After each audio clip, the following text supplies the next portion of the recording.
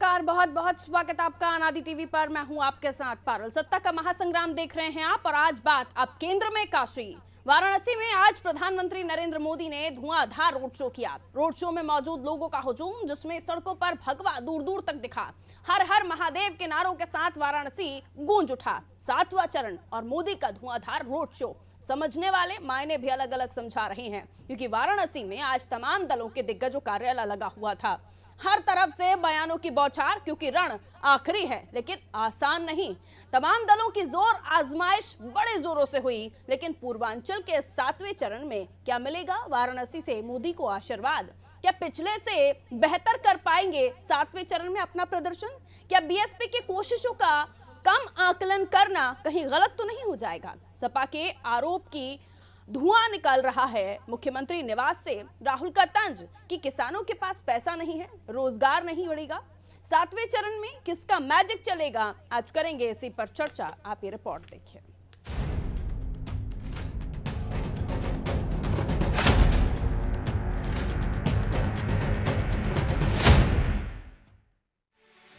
UP में 6 चरणों के मतदान हो चुके हैं। अब बारी है 7वें चरण की। 7वें फेज में पूर्वांचल के आजमगढ़ से वाराणसी तक के 9 जिलों की 54 विधानसभा सीटों पर 7 मार्च को मतदान होना है, जहां खुद प्रधानमंत्री नरेंद्र मोदी ने मोर्चा संभाला हुआ है। न केवल पूर्वांचल बल्कि उनके संसदीय क्षेत्र वाराणसी में भी चुनाव है। जाहिर है बीजेपी अपनी रणनीति को बहुत पहले से तैयार कर चुकी होगी।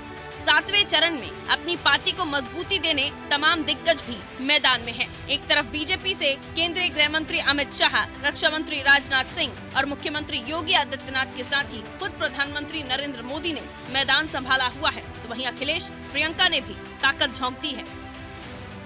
7वें चरण की कुल 54 सीटों में से बीजेपी और उसके सहयोगियों ने 36 सीटें जीती थी, जबकि 11 सीटें एसपी, 5 बीएसपी और 1 निषाद पार्टी को हासिल हुई थी। लेकिन इस बार पूर्वांचल के सियासी हालात थोड़े बदले हुए हैं। छोटे दलों में सुभासपा इस बार समाजवादी पार्टी के साथ मैदान में है। 7वें चरण में बसपा का भी अपना अच्छा खासा जनाधार है, जिसके दम पर जीत की आस वो लगाए हैं। 7वें चरण में जिन सीटों पर चुनाव है, वहां पर 2017 के विधानसभा चुनाव को छोड़ दें तो जातिगत समीकरण 90 के दशक से हमेशा प्रभावी रहे हैं। राजनीतिक विश्लेषकों की माने तो आखिरी चरण के चुनाव में सपा बसपा के साथ साथ राजभर, निषाद और अनुप्रिया की परीक्षा होनी है। उत्तर प्रदेश में भाजपा हारी हुई जंग लड़ रही है, क्योंकि पिछले 6 चरणों में उत्तर प्रदेश की जनता ने भाजपा का संपूर्ण रूप से सफाया कर दिया है। बनारस हो या पूरा पूर्वांचल हो, भाजपा की गलत नीतियों के कारण पूर्वांचल विकास के मामले में पिछड़ता जा रहा है। बेरोजगारी एक बड़ी समस्या है। पूर्वांचल के भदोही के कालीन उद्योग आज खत्म हो चुके हैं। बनारसी साड़ियों का उद्योग खत्म हो चुका है। इन तमाम मुद्दों पर जनता भाजपा को चोट करेगी और अपने वोट से भाजपा का सफाया करने जा रही है। बड़ा हर्ष का विषय है कि आज काशी नगरी सभी पार्टियों के नेताओं से जगमगा रही है। उनमें से आदरणीय प्रधानमंत्री जी भी आज मेगा शो करने जा रहे हैं, परंतु वो ये नहीं जानते कि पूरी जनता ये जान चुकी है कि आप लोगों की डबल इंजन की सरकार में पंजाब में हमारे प्रधानमंत्री को जान का खतरा है और प्रदेश में हमारे प्रधानमंत्री को सरकार का खतरा है और देश में हिंदुओं को खतरा है। ये सब जान चुकी है और आज पब्लिक जो है हिंदू, मुस्लिम, सिख, ईसाई एक गुलदस्ते की तरह मिलकर समाजवादी पार्टी को जिता रही है और आदरणीय अखिलेश यादव को मुख्यमंत्री बना रही है। आज उसी विश्वनाथ मंदिर में एक ऐसा व्यक्ति जा रहा है जो कहता था कि मंदिरों में लोग लड़कियों को छेड़ने जाते हैं। एक ऐसा व्यक्ति यहां पे घूम रहा है, समाजवादी पार्टी के नेता, जिनके पिता ने राम भक्तों पर गोलियां चलवाई थी। तो एक तरफ धर्म विरोधी लोग हैं, चाहे वो ममता बनर्जी हैं, पूरे पश्चिम बंगाल को एक प्रकार से रण का क्षेत्र बना दिया है। वहां पर एक समुदाय विशेष के साथ, हिंदुओं के साथ किस प्रकार का अत्याचार किया जा रहा है, ये कुछ छुपा हुआ नहीं है। लेकिन आज इन लोगों को मजबूर होना पड़ रहा है, काशी में आकर चुनाव प्रचार करना पड़ रहा है। लेकिन मैं विश्वास के साथ कह सकता हूं कि पूरे पूर्वांचल में बाबा भोलेनाथ, विश्वनाथ की कृपा से फिर एक बार योगी जी और मोदी जी के नेतृत्व में भारतीय जनता पार्टी की सरकार प्रचंड बहुमत से बनने जा रही है। इस बात का सर्वत्र सबको पूर्ण विश्वास है। मोदी ने अंतिम चरण में भाजपा की झोली भरने के लिए उसी बनारस को चुना है जिसने 2014 से लेकर 2022 तक भाजपा को या कहें मोदी को कभी निराश नहीं किया। शुक्रवार को भी मोदी ने वाराणसी में जो रोड शो निकाला उसका असर आखिरी दौर की सारी सीटों पर पड़ना तय है। लेकिन जिस बनारस ने कभी निराश नहीं किया उसी बनारस से वही प्यार मिलेगा या नहीं ये कहना जल्दबाजी होगी। ब्यूरो रिपोर्ट, अनादि टीवी।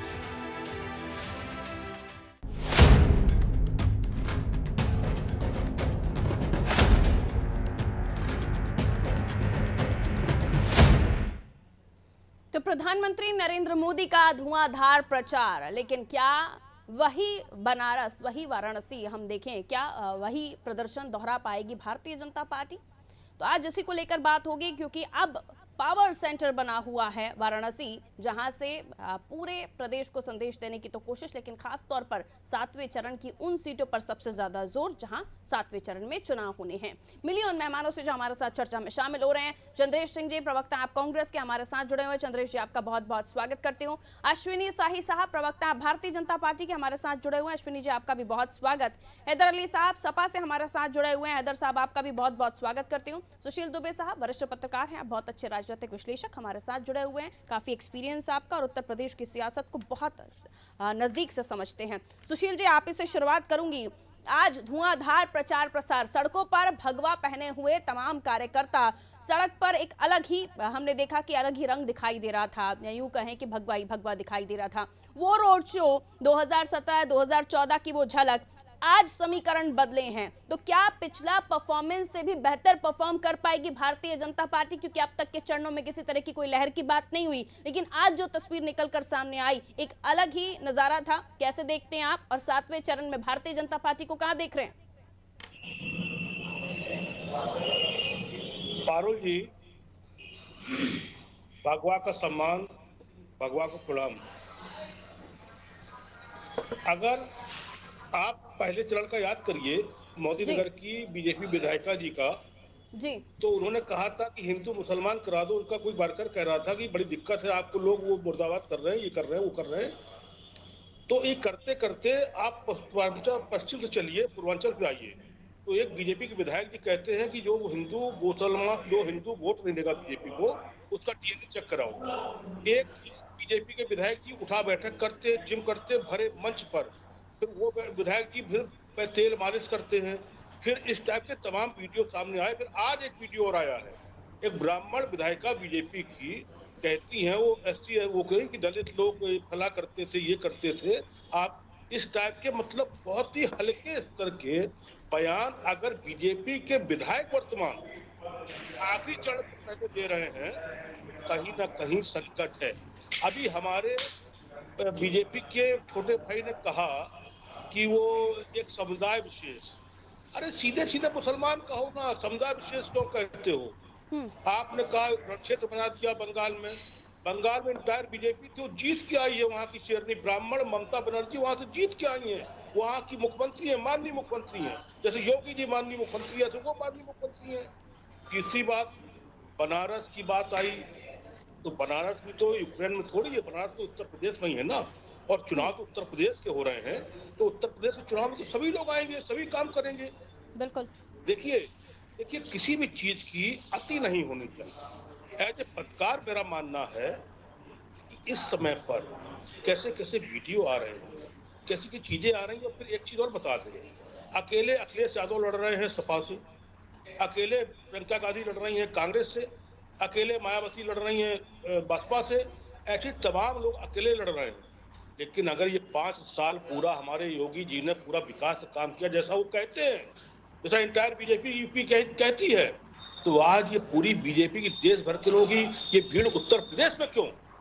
ये देश का चुनाव हो रहा है। खाली ये योगी जी कहते, मोदी जी कहते कि मुझे योगी जी पर विश्वास है, इन्होंने 5 साल में उत्तर प्रदेश का सार्वजनिक विकास किया, सर्वांगीण विकास किया है। हम मोदी योगी जी के नाम पर, योगी जी अगले मुख्यमंत्री, और योगी जी के नाम पर हम यहाँ पर चुनाव लड़ेंगे और प्रतीकात्मक रूप से हम रैली करने आएंगे। हम गली गली पर्चे नहीं बांटेंगे, हम गली गली चुनाव की वो, ये सरकार अधिकार सुरक्षित है किसी पार्टी के नेता का। लेकिन देश का प्रधानमंत्री जो अपने आप को अखिल विश्व का नेता कहते हैं, अगर वो वाराणसी गलियों में घूम रहे हैं, अच्छी है, स्वागत है। उन्होंने काशी विश्वनाथ जी को एक विश्व की एक बड़ी वो बना दिया, लेकिन कहीं ना कहीं काशी कॉरिडोर के नाम पर और भी तमाम बातें आ रही हैं। एक धार्मिक जो प्राचीन चीज होती है, एक धर्म का जो प्राचीन स्थल होता है, उसकी जो प्राचीन मान्यताएं होती है, एक उसमें आ गई है। ये भी कहीं ना कहीं बोलेगा, लेकिन मुझे लगता है चुनाव बजाय से समुदाय, बजाय फलना धमाका कहने का, विकास के नाम पे लड़ना चाहिए था। और हमारी सरकार की जिम्मेदारी बनती है इस चुनाव को चुनाव बनाम विकास का चुनाव, मेरा ही मानना है। इसलिए मैं समझ रहा हूँ कहीं ना कहीं सत्ताधारी पार्टी थोड़ा सा संकट में है, दिक्कत में है, बेचैनी है।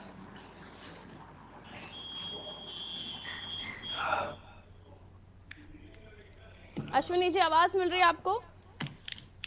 जी मिल रही है। कहिए सर, सुन पाए आप सुशील जी की बातों को? मैंने बढ़िया भारतीय एक लड़ रही है।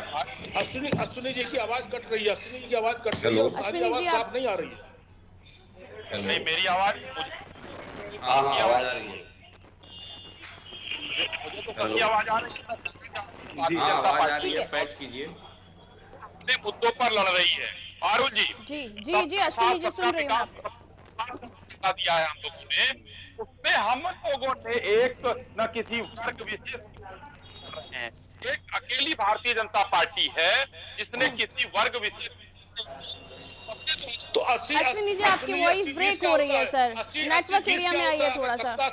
सबका विकास है पारुल जी, तो 80-20 क्या होता है? योगी जी ने सुशील जी बारी बारी से हम बात करेंगे। एक्चुअली ऑलरेडी डिस्टर्बेंस है उनकी वॉइस में और समझ ही नहीं आ रहा है वो क्या बोल रहे हैं। बारी बारी से हम बात करेंगे। अश्विनी साही जी आप थोड़ा सा नेटवर्क में आइए और जल्दी से अपनी बात पूरी कीजिए। मैं नेटवर्क में हूँ, कहीं कोई प्रॉब्लम है? मैं 80-20 की बात में भी कह दूं, 80% लोगों ने जीता जा रहे हैं। मैं आती हूँ सर, आपकी वॉइस चेक करानी पड़ेगी पहले मुझे। मैं आती हूँ सर आपके पास। सपा के पास जाते हुए हैदर अली साहब, तमाम तरफ से बयानबाजियों का दौर। अखिलेश जी कहते हैं कि मैं मुख्यमंत्री जी के निवास पर नजर बनाए हुए धुआं निकल रहा है वहां से। सर क्या मतलब निकाला जाए इन बातों का? हैदर अली साहब। नेता जी का जी, मेरी आवाज आप तक आ रही है? हाँ जी सर, कहिए। सर्वप्रथम जो प्रस्तावना में आपने भाजपा के नेताजी का एक बयान सुनवाया था जिसमें वो ये कह रहे थे कि मंदिर जाने का अधिकार सिर्फ उन्हीं लोगों का है, दूसरों का नहीं है, तो मैं उन्हें बता देना चाहता हूँ कि बाबा भोलेनाथ जो उनका नाम लिया जिन्होंने, तो मैं उनको ये कह देना चाहता हूँ, भोलेनाथ जी ने एक बार रावण को आशीर्वाद दिया था और उसके बाद फिर रावण को भी आशीर्वाद देना बंद कर दिया था। भाजपा को भी एक बार आशीर्वाद मिला है। अब जो भोलेनाथ के उपासक हैं, जो उन्हें पूजा करते हैं, जिनकी लाशें गंगा में तैरती हुई दिखी, जो भूखमरी से मर रहे हैं, जो बेरोजगारी से तड़प रहे हैं, अब भोलेनाथ जी उनकी वजह से अपना त्रिनेत्र खोलकर भाजपा को भस्म करने का कार्य करेंगे। ठीक है, अब मुझे ये बताइए कि एन चरण आखिरी फेज है ये 7th फेज, जिसमें आप देख रहे हैं कि बयानबाजियों का दौर नहीं थम रहा है। सुशील जी भी यही कह रहे थे कि अगर योगी जी मुख्यमंत्री हैं तो उन्हें अपने काम को लेकर, उन्हें अपने नाम को लेकर वोट मांगने चाहिए। बीजेपी को भी इस रण में इसी तरह से वोट मांगने चाहिए। लेकिन जब अखिलेश जी ने अपने कामों को लेकर बात नहीं की, उन्होंने अपने कार्यकाल में जो कुछ किया उसको लेकर बात नहीं हुई, उनके समय पर जो ये माफिया बाहर थे और अब अंदर हैं इसको लेकर बात नहीं की, तो सवाल खड़े हुए सर। हैदर साहब देखिए, कहीं माफियागिरी नहीं थी। कुछ लोगों ने कुछ घटनाओं को बहुत ज्यादा तरीके से प्रेजेंट किया जनता के सामने, जिसके लोगों को ऐसा लगा माफियागिरी। मैं बताता हूं क्या होती है। माफियागिरी हुई विवेक तिवारी के साथ लखनऊ में, जो अपनी कार से घर जा रहे थे और उनकी पत्नी को विधवा होना पड़ा। माफियागिरी हुई हाथरस में उस बच्ची के साथ, जिसके साथ रेप भी किया गया और उसको रात के 2 बजे उसका अंतिम संस्कार किया गया धर्म विरुद्ध जाकर। तो ये माफियागिरी ये होती है। माफियागिरी जो नाम दिया जा रहा है कि बुलडोजर चलाकर हमने माफियाओं के कमर तोड़ दी, अगर माफियाओं की कमर तोड़ दी तो फिर उत्तर प्रदेश में अपराध क्यों हो रहे हैं? अभी भी परसों बरेली में एक बड़े व्यापारी के गोली मार दी गई, वो कौन अपराधी है? और दूसरे कई लोगों के साथ ये हत्याएं लगातार हो रही है। का नाम लेकर बताते कि अब वो जेल में हैं, वो बाहर आएंगे तो अब वापस वही माहौल हो जाएगा। अभी योगी जी भी कह रहे थे कि पहले खुली जीप में तमंचा लहराते हुए घूमते थे, अब जेल में बैठे हुए हैं, रेंगते हुए बाहर जाते हैं। खुद ही दर्जनों मुकदमे हैं, वो कौन से अपराधियों की बात करते हैं? योगी जी के ऊपर तो खुद ही दर्जनों मुकदमे हैं। साफ है क्या जो जेल में बैठे हुए हैं? मैं नाम नहीं लेना चाह रही हूँ किसी का, वो पाक साफ है जो जेल में बैठे हुए। इतना क्लियर कर दीजिए, बाकी की कहानी हम समझ लेंगे। देखिए ऐसा है, जो जेल में बैठे हुए हैं, जेल में वो लोग भी जाते हैं जो अपराधी होते हैं, और जेल में वो लोग भी जाते हैं जो बेकसूर होते हैं। ये निर्णय ना योगी जी करेंगे ना कोई और करेगा, ये निर्णय भारतीय अदालत करेगी। संविधान है भारत में, अदालत अगर किसी को दोषी करार देती तो उस दोषी को जेल में रहना चाहिए। इस बात का मैं पक्षधर हूं। ठीक है अश्विनी जी, वो बेकसूर हैं, जब तक कोर्ट का वर्डिक्ट नहीं आता तब तक वो बेकसूर हैं। माफिया राज को लेकर आप लोग बार बार बात करते हैं, जिनको लेकर आप कह रहे हैं तमंचा लहराते थे, जीप में घूमते थे, दरअसल वो बेकसूर हैं, ऐसा हैदर साहब बताने की कोशिश कर रहे हैं। बताइए अश्विनी जी, और उसके साथ सुशील जी की बातों का भी जवाब दीजिए। पार्टी के मित्र ने जो बोला कि अपराधी वो है, अपराधी वो है, अपराध वो है, माफिया वो है। एक माफिया जवाहर कांड होता है, वहां भी माफियागिरी होती है। अब समाजवादी पार्टी के हम गिनाने बैठेंगे तो फिर पूरा डिबेट आपका खत्म हो जाएगा, उसके लिए मुझे कुछ नहीं कहना है। हमें आज ये चुनाव हो रहा है, 7वां चरण का चुनाव हो रहा है। आज प्रधानमंत्री जी के रोड शो में जो भीड़ दिखी, उस भीड़ की कल्पना भी नहीं कोई कर सकता है। और मैं सुशील जी हमारे बड़े भाई हैं, मैं उनको बताना चाहूंगा। उन्होंने कहा, मैं कहता हूं सुशील जी, पूरे उत्तर प्रदेश नहीं पूरे भारत में एक परसेप्शन सेट कर दिया गया है कि भारतीय जनता पार्टी मोदी का और योगी का विरोध करो। तो वो विरोध अब खत्म होता दिख रहा है। हम 2 चरण जो आज और 7 तारीख वाला जो है, इसमें हम अपने लक्ष्य 300 को पार करने जा रहे हैं। पीछे के चुनाव में जनता ने हमको भर भर कर दिया है, ये वोटिंग का ट्रेंड बता रहा है। क्योंकि एक महिला अगर का बयान सुनिए, वो घर में सुबह से उठती है, कहती है कि मैं सुबह उठती हूँ तो सबसे पहले मोदी जी के द्वारा दिए हुए शौचालय का प्रयोग करती हूँ, फिर मैं उज्ज्वला गैस का प्रयोग करती हूँ, जो घर दिया है वो भी माननीय मोदी जी के कार्यकाल में मिला है, और जो लाइट जलाती है वो भी है। के बाद तो भी ये प्रधानमंत्री नरेंद्र मोदी को सड़कों पर रोड शो करना पड़ता है।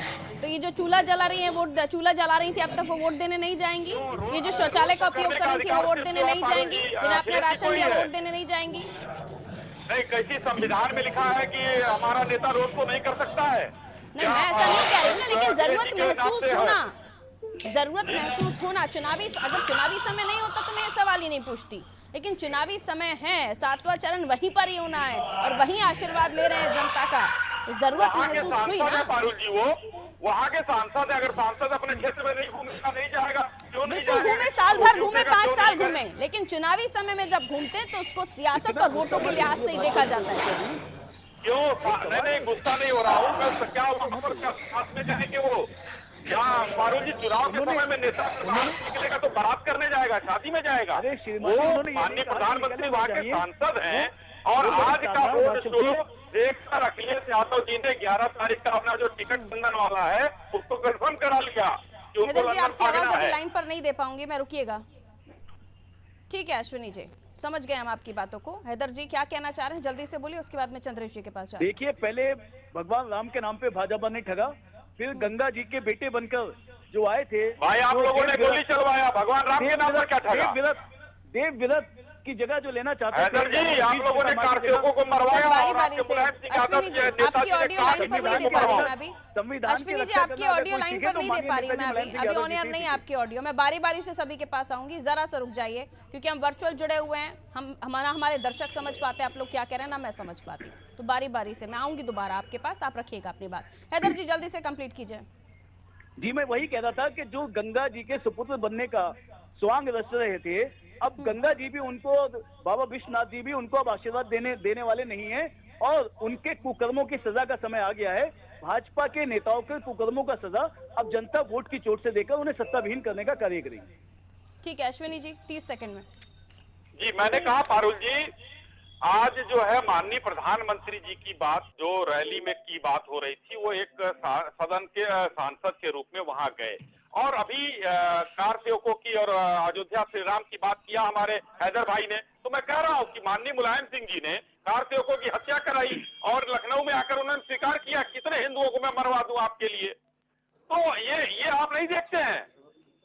सुशील भाई, आदरणीय सुशील भाई, पूरा जोर लगाया जा रहा है पूर्वांचल में, और खासतौर पर 7वें चरण में भी राहुल गांधी जी। रुक जाइए सर, तीसरे मेहमान को इन करने दीजिए, रुक जाइए प्लीज। चंद्रेश जी, राहुल गांधी जी का भी बयान इस बीच सामने आता है कि किसानों की आय कम हो गई है, बेरोजगारी खत्म नहीं होगी, किसानों के पास पैसा नहीं होगा। तो चंद्रेश जी,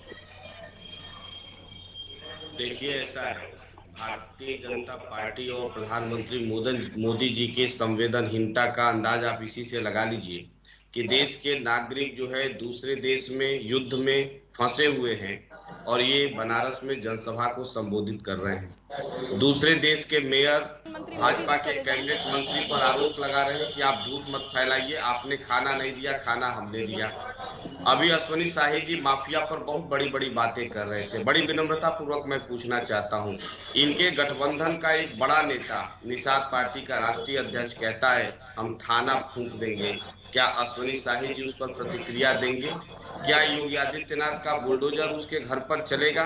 जरूर प्रतिक्रिया। मुझे लगता है कि भारतीय जनता पार्टी को अपने गिरेबान में झांक कर देखना चाहिए। उत्तर प्रदेश में चुनाव का मुद्दा क्या है? उत्तर प्रदेश में चुनाव का मुद्दा है गरीबी, बेरोजगारी, महिला सशक्तिकरण, गायों की सुरक्षा। इन मुद्दे पर ये चुनाव लड़ने के लिए तैयार ही नहीं है। ये लगातार उत्तर प्रदेश की जनता को भ्रमित कर सांप्रदायिकता का जहर राजनीति में घोलने की नापाक कोशिश कर रहे हैं। तो आखिर चुनाव मुद्दे पर आप लड़ क्यों नहीं रहे? क्योंकि आपने पिछले 5 साल में काम नहीं किया है। को लेकर बात कर रही सुनिए, चंद्रेश जी आवाज मिल रही है? धुआं उड़ता हुआ दिखाई दे रहा है। चंद्रेश जी को आवाज मिल रही है क्या? जा रही है। आपने मान लिया है कि आप चुनाव हार चुके हैं। चंद्रेश जी तो आप सुनिए चंद्रेश जी सुनिए, सवाल सुनिए। चंद्रेश जी को शायद ऑडियो नहीं पहुंच रही है मेरी। बोलना आता है उनके नेता को। अच्छा सुनिए आप चंद्रेश जी, अब 7वां चरण हम देखेंगे, इलेक्शन वोट पड़ेंगे उस पर। ये लड़की हूँ लड़ सकती हूँ वाला फॉर्मूला आपका कामयाब हुआ है? बाकी राज्यों में आप उसे इम्प्लीमेंट नहीं कर पाए तो आप अपने फॉर्मूले पे ही घिर गए थे। प्रियंका गांधी जी और उनके जो कैंपेन थे उत्तर प्रदेश में वो पूर्ण रूप से सक्सेस हुए हैं। उत्तर प्रदेश चुनाव के प्रथम चरण में ही भारतीय जनता पार्टी चुनाव हार चुकी थी और लगातार उसके बाद प्रत्येक चरण में चुनाव हारती जा रही है। तो स्वाभाविक है कि कैंपेन भी चला है, लड़की हूँ लड़ सकती हूँ भी चला है, सब कुछ चला है। ठीक है, इसलिए प्रियंका जी को एन चुनाव में तीसरे चौथे चरण में कहना पड़ता है कि विपक्ष सारी पार्टियां साथ होते तो ज्यादा अच्छा होता है। ठीक है, अश्विनी जी क्या जवाब देना चाह रहे हैं इस पर, जल्दी से कहिए। पारुल जी, आगामी 10 तारीख को रिजल्ट आएगा, योगी आदित्यनाथ जी की राजनीति उत्तर प्रदेश से समाप्त हो जाएगी। ये बात आप नोट कर लीजिए और बैठाइएगा। ठीक है चंद्रेश जी, कांग्रेस 3 में है न 13 में खत्म हो जाएगी। उत्तर प्रदेश से बाहर जो है 40% का फार्मूला खत्म हो जाता है कांग्रेस का। 6% की पार्टी अपने आप को बहुत करेगी, 8% ले आएगी, उसके ऊपर नहीं जाने वाले हैं। इसके प्रदेश अध्यक्ष हार रहे हैं, नहीं जा रहे हैं। बीच में ना बोले, मैं मेहमानों से गुजारिश करती हूँ बीच में बिल्कुल ना बोलें, वर्चुअली जुड़े हुए हैं, बार बार ये रिपीट करते हैं। रुक जाइए चंद्रेश जी, अपनी बारी का इंतजार कीजिए, मैं दोबारा लौट कर आऊंगी आपके पास। चंद्रेश जी सुन रहे हैं आप? रुक जाइए। अश्विनी जी जल्दी से कंप्लीट कीजिए, सुशील जी के पास जाऊंगी मैं। जी मैं कहना चाहूंगा फारूक जी, देखिए ये कांग्रेस के प्रवक्ता जो कह रहे हैं कि अभी मैं स्पष्ट रूप से थाना फूंकने का जवाब देता हूं। समाजवादी पार्टी के लोग बैठे हैं, सुशील भाई बैठे हैं, अगर सुशील भाई बतावे अखिलेश यादव उत्तर प्रदेश में कितने थाने फूके गए थे ये बताएंगे सपा के लोग। आपके बारे में किसी को बोलने नहीं दिया था मैंने। रुक जाइए, ठीक है, दोनों रुके, सुशील जी के पास जाऊंगी। वरिष्ठ पत्रकार हैं, उनको सुनना चाहिए आप दोनों को। रुक जाइए सुशील जी, अब जलवा किसका चलेगा 10 तारीख को, इस पर भी थोड़ी सी बात हो जाए। 6 चरण बीत चुके हैं, 7वें चरण को लेकर हम चर्चा कर रहे हैं, लेकिन इसके बाद जो निकलेगा वो या तो बीजेपी को वापस बिठाएगा या सत्ता से बाहर करेगा, या फिर जो भी पार्टी आती है उसे सत्ता में लाएगा। लेकिन बसपा के साथ उनका जो इस वक्त जो हम देख रहे हैं कि बहुत ही सॉफ्ट कॉर्नर हम देख रहे हैं, अमित शाह जी का भी हमने बयान एक जगह सुना, तो क्या आपको लगता है कि आने वाले समय में जो दल उनके साथ हैं वो तो है ही, लेकिन बीएसपी भी साथ में आ सकती है? आने वाली 10 तारीख को आप क्या देख रहे हैं? सपा के साथ क्या कांग्रेस जुड़ सकती है? बीएसपी बीजेपी के साथ जा सकती है? क्या देख रहे हैं आप सुशील जी? 10 तारीख आवाजें कट रही है, बिल्कुल क्लियर नहीं आ रहा। 10 तारीख को लेकर सर क्या विजन है आपका, क्या सोच रख रहे हैं, क्या नजरिया रख रहे हैं? पारुल जी, आपके इस पे मैं बोल रहा हूँ प्रतिष्ठित चैनल पर, 10 तारीख को जो रिजल्ट आएगा 12-1 बजे तक क्लियर लगभग चीजें आ जाएंगी सामने। 1 to 1 चुनाव है, बाइपोलर चुनाव है, किसी की जरूरत ही नहीं पड़ेगी। आप ये किसी को जरूरत ही नहीं पड़ेगी। बाकी जो है वो तो ठीक है, स्वागत है जिसको जितने मिल जाए। ये चुनाव केवल बीजेपी और अखिलेश यादव की सपा के बीच में है। बाकी कौन कहीं वो आ जाए ले आए लेके बैठे रहे, 5 आ गए, 10 आ गए, 20 आ गए, 25 आ गए, ये पूरा चुनाव जिसकी भी होगी उसकी सीधे सीधे चुनाव होगी, किसी किसी को कोई जरूरत नहीं पड़ेगी। 10 तारीख को मैं बता रहा हूँ, सब खाला, सब पॉलिटिकल गेम है ये पूरा, और जनता ने अब जी। चलिए 30 सेकंड आप क्या कहना चाहेंगे? बाइपोलर इलेक्शन है, कोई दूसरा और कोई नहीं दिख रहा यूपी में। चंद्रेश जी 30 सेकंड सर। हेलो जी 30 सेकंड में सर, बाइपोलर इलेक्शन, बाकी कोई और पार्टी नहीं दिख रही है बीजेपी और सपा के अलावा। नहीं, ऐसा है कि चुनाव में पड़ोसी न भाजपा कही है न समाजवादी पार्टी कही है। भाजपा की दमनकारी नीतियों के खिलाफ कांग्रेस के उत्तर प्रदेश में ना कोई लड़ा है और ना कोई हिम्मत कर पाया है लड़ने के लिए। जब उत्तर प्रदेश में अपराध बढ़ रहा था, सपा और बसपा के लोग सीबीआई के डर से अपने घर में दुबक कर बैठे हुए थे। को स्पष्ट हो जाएगा उत्तर प्रदेश में बहुमत से कांग्रेस पार्टी सरकार बनाने जा रही है और भाजपा और सपा बसपा का टुकड़ा साफ हो जाएगा। ठीक है सर, 30 सेकंड हैदर साहब, की जरूरत नहीं है। ठीक है 30 सेकंड हैदर साहब। देखिए, उत्तर प्रदेश की जनता भाजपा के झूठे जुमलों से त्रस्त हो आ चुकी है और भाजपा को इस बार सत्ता से उखाड़ने का मन बना चुकी है। 10 तारीख के बाद 11 तारीख को माननीय समाजवादी पार्टी के राष्ट्रीय अध्यक्ष अखिलेश यादव जी उत्तर प्रदेश की बागडोर संभालने का कार्य करेंगे। अंततः सुशील जी, बात वही कि 7वां चरण जहां हम देख रहे हैं कि वाराणसी जहां बहुत खुद प्रधानमंत्री नरेंद्र मोदी के साथ दाव पर है, संसदीय क्षेत्र है उनका, हम देख रहे हैं काफ़ी मेहनत की है यहाँ पर भारतीय जनता पार्टी ने। मध्य प्रदेश के मुख्यमंत्री, अलग अलग राज्यों के मुख्यमंत्री, यहाँ सपा ने भी ममता बनर्जी को बुलाया, लेकिन वहाँ के वोटर्स इस वक्त क्या महसूस कर रहे हैं? क्योंकि हम देख रहे हैं जब रोड शो हमने देखा, वहाँ के हम पिक्चर्स देख रहे थे तो हर हर मोदी भी नारे लग रहे थे, हर हर महादेव भी नारे लग रहे थे। सुशील जी, जय श्री राम के नारे क्यों नहीं लग रहे थे? हर हर मोदी लग रहे थे।